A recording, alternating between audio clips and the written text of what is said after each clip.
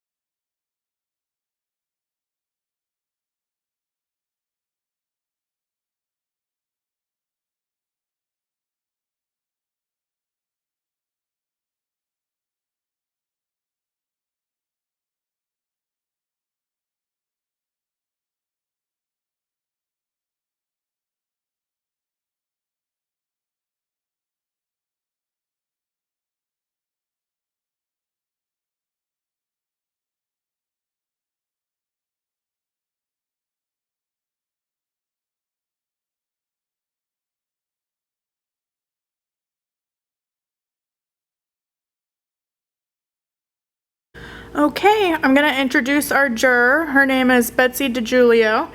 She and I curated this show together.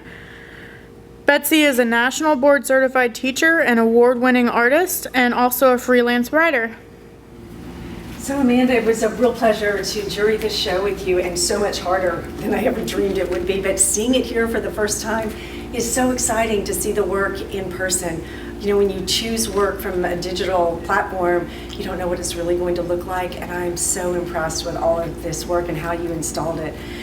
So let's start with the third place winner. So this is a work by Heather Beardsley, and she entered, I believe, 3 pieces, and each one was better than the one before, and we just had to choose one of them. But it's based on her living in Budapest and kind of considering, she was considering Chernobyl and how that ghost city basically had been overcome by natural growth, and she started playing with that idea of her city of Budapest. And so she's got these teeny little mushrooms that are made of air-dried clay, and then on shrink film she drew the architecture. But we just loved, I think Amanda would agree with me, that we really loved kind of that tension that was created between utopia versus dystopia. Sort of, what are we looking at here, and when does one become the other? So anyway, congratulations to Heather. We loved that from the very beginning.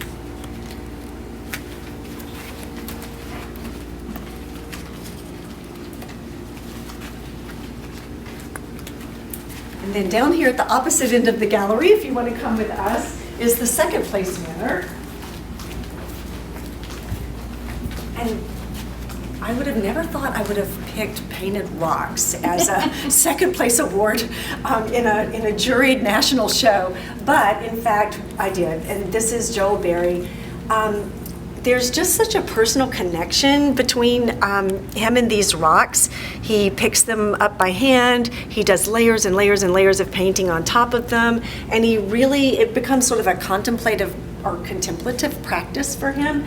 But I think that Amanda and I would both agree that it's that, once again, a tension between the organic and the geometric, as sort of the man-made and the natural that's going on here, and just the beautiful craftsmanship and layering of acrylic paint onto these rocks that made us very excited. So that's second place to Joel Berry. See if I can get this up here. And then just over here is the first place winner, and it goes to Ben Demino, and it's for the Woman's Fix-It book. And it's actually called the Woman's Fix-It book on the spine over here. But I think what is absolutely mesmerizing about this, in addition to its sort of feminist underpinnings, is that he actually just cuts out the text, revealing images in exactly the position that they were in the book. And so basically what he feels like he's doing is sort of uncovering an image that was already there. And so by taking away the words, he reveals something that was there from the beginning, but he just had to show it to us. And so I think it's exquisitely beautiful. I love his craftsmanship is impeccable. I love all the vertical and sort of the horizontal tension again between these elements in here, and then broken up by the circles and then the figurative elements. So it's just exquisite. And then I asked if I could pick honorable mentions because there was so much good work in here, really great work in here. So right here is one of our honorable mentions, and this is Candy Austin from Texas, and it's called Sand Bubble. So I loved the work in the digital platform, but I love it more in person. You didn't see, or I didn't see at least, in the digital platform, the sand, and it's just the absolute perfect color to go with the other components of this. It's got this buttery glaze that's just exquisitely beautiful and kind of variations in tone that are unexpected. And then it's got a tenderness about it, even though it's hard ceramic, fired ceramic, it's got this tenderness and this relationship between these forms. And then beyond that, I just thought that, I guess formally, it's really kind of sneaks up on you how clever it is.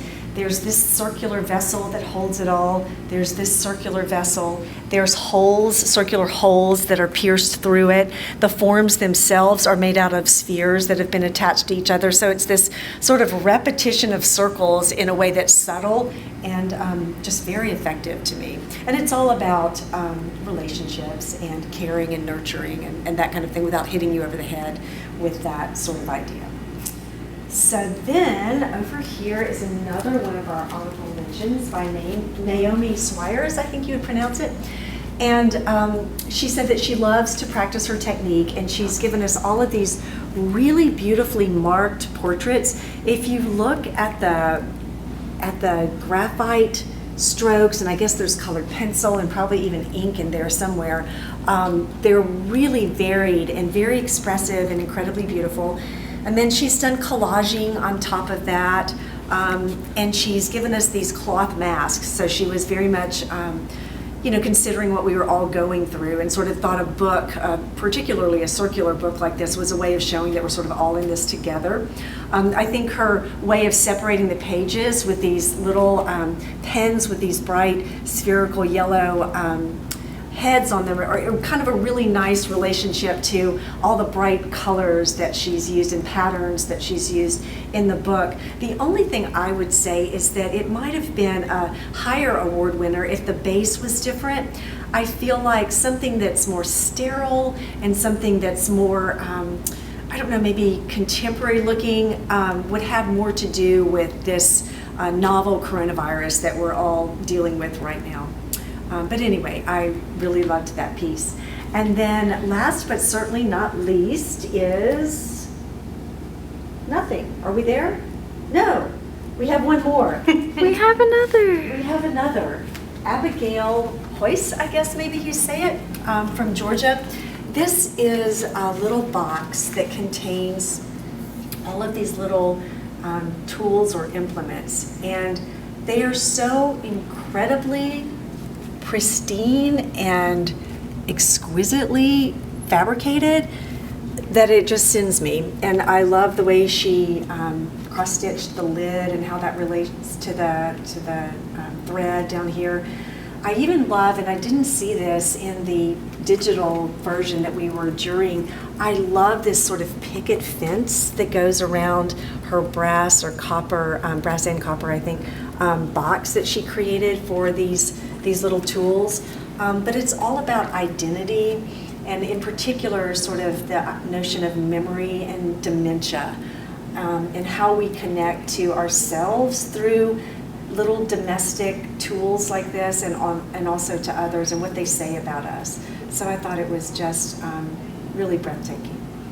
Like virtually all of this work. It is a fabulous show. It's a fabulous show. A lot of great really pieces. to a piece. And the way you've installed it is just, it honors the work, I feel. It's a beautiful job. Thank you. Thanks for watching, guys. Our next exhibition is going to be Divulge, a national exhibition featuring the use of art for therapy and mental health awareness. The reception for that exhibition is going to be Thursday, September 17th from 5:30 to 7:30. That exhibition will run Saturday, September 5th through Saturday, October 3rd.